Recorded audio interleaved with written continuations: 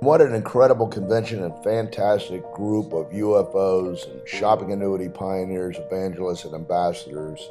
At this moment in time, you are equivalent to the pioneers earning millions today, like Weber, Bowlings, Keepers, Vicki Lee and her original people, and many others.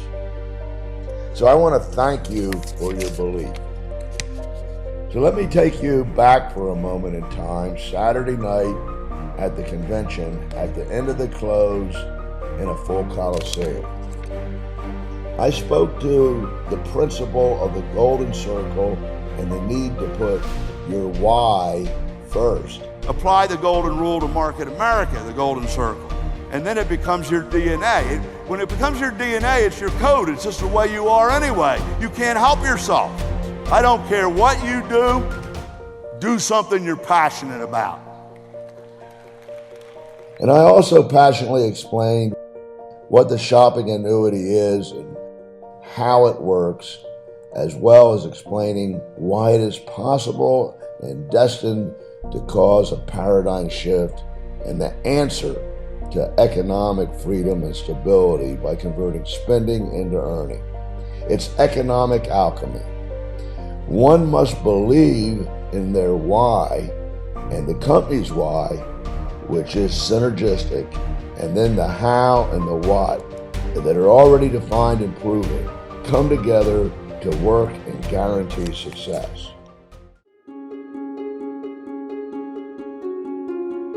Now, I close the session with the nature and power of belief and what it really means through the classic story of a tightrope walk across Niagara Falls with a wheelbarrow full of bricks.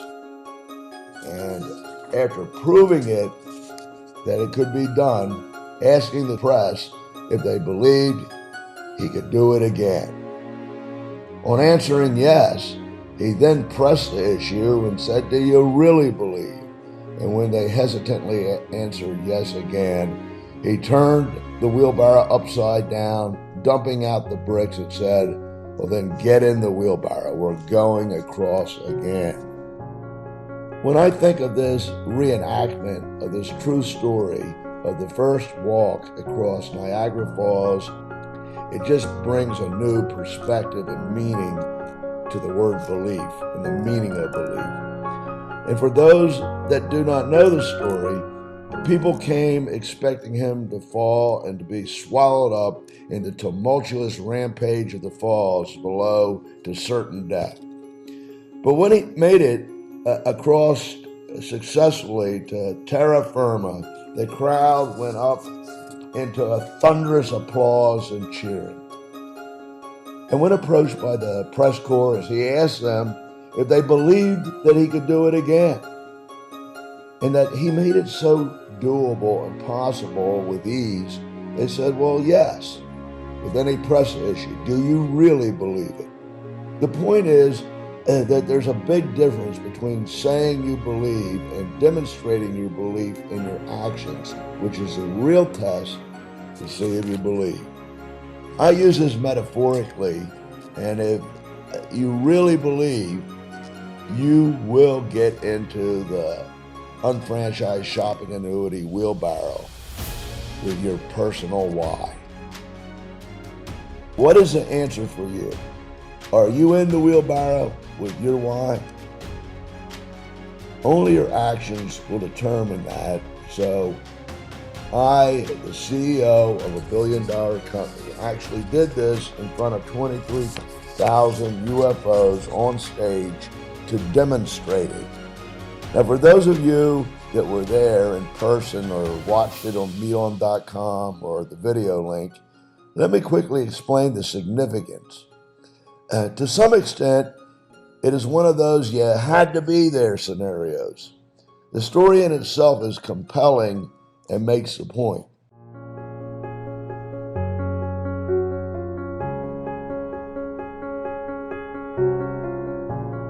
In the 2 weeks prior to the convention, I was contemplating how could I most impactfully drive the message home and engage the people in a compelling way that they might experientially feel the point emotionally and have it trigger that 1 billionth of a volt or a revelation or epiphany. It was a spontaneous idea out of nowhere, which I call mental angels.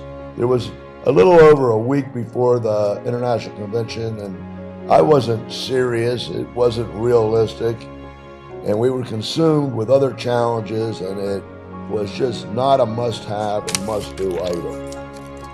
I almost jokingly, not expecting to be able to possibly do this in a short time, I just jokingly mentioned it to the events team. And they stunned me the next day with the announcement that they could possibly do it, as they had connected with an incredible team from the Cirque du Soleil. Now I was in that moment of truth situation where I had to either commit or chicken out.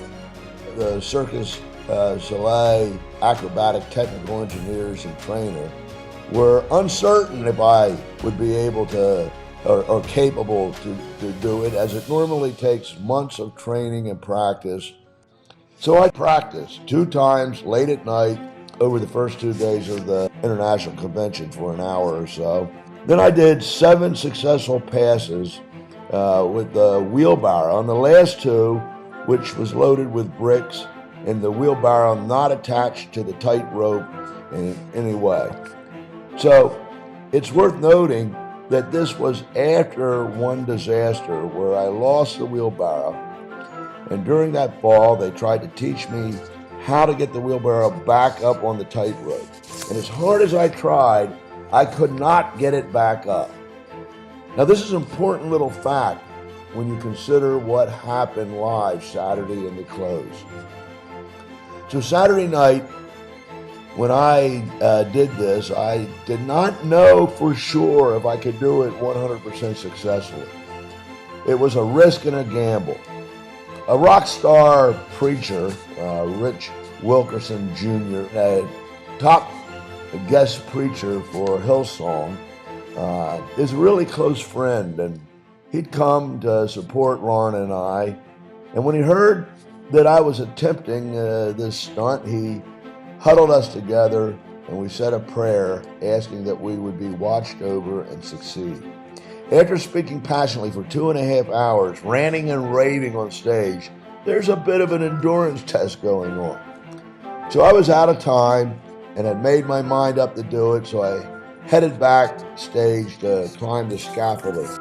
Believe me when I tell you that I understand what you feel like when you start in the business and decide to buy 3 or more World Conference tickets and you don't have the money.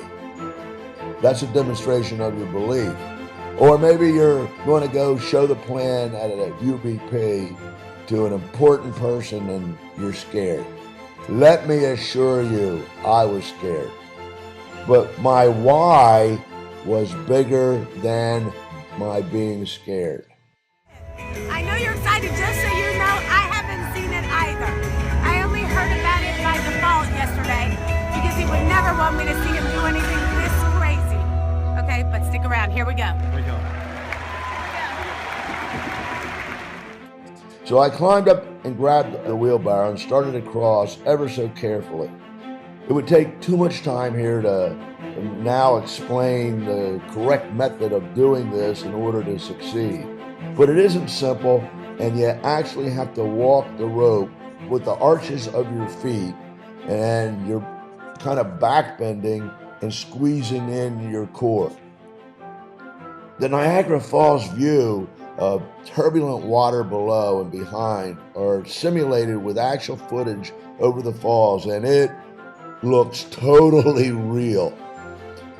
A very important technique in doing this is that you have to keep your vision line keenly focused on an object at the other end of the tightrope and never take your laser stare or focus off of it until you reach the other side.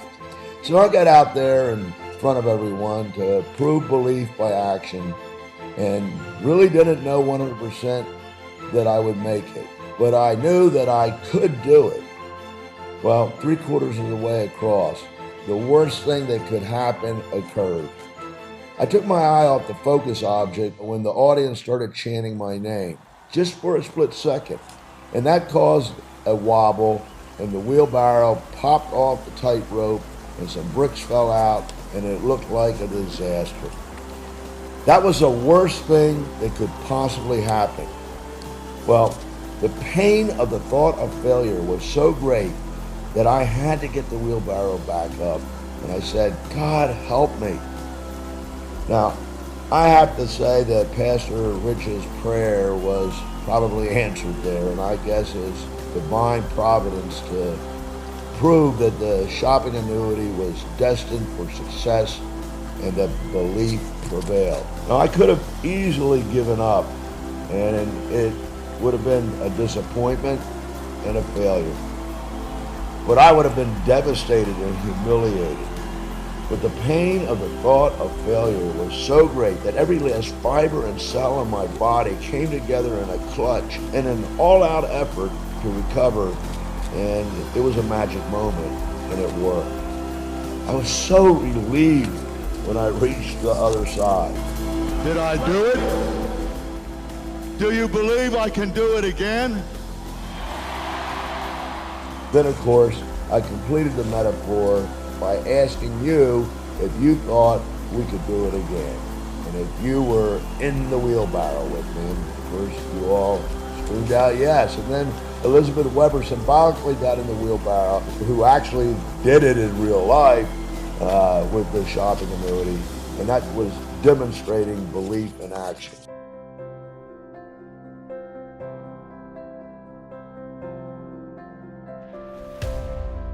Someone asked me after the close, it was all over, a surprise question. They asked me, what would I have done, or how would I have finished, or how would I modify the story after not making it to explain it and to make sense out of it? Well, the honest to God answer is that I never considered it because it wasn't an option. I never thought of it. But now that I think about it after the fact, I would have made you stay for 15 minutes and climb back up and would have gone across again without falling and crossed the fall successfully. That's the answer.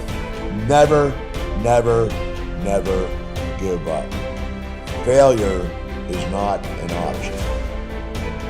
So that demonstrates belief in the shopping annuity, in unfranchised, and in the why, and the magic that it results in.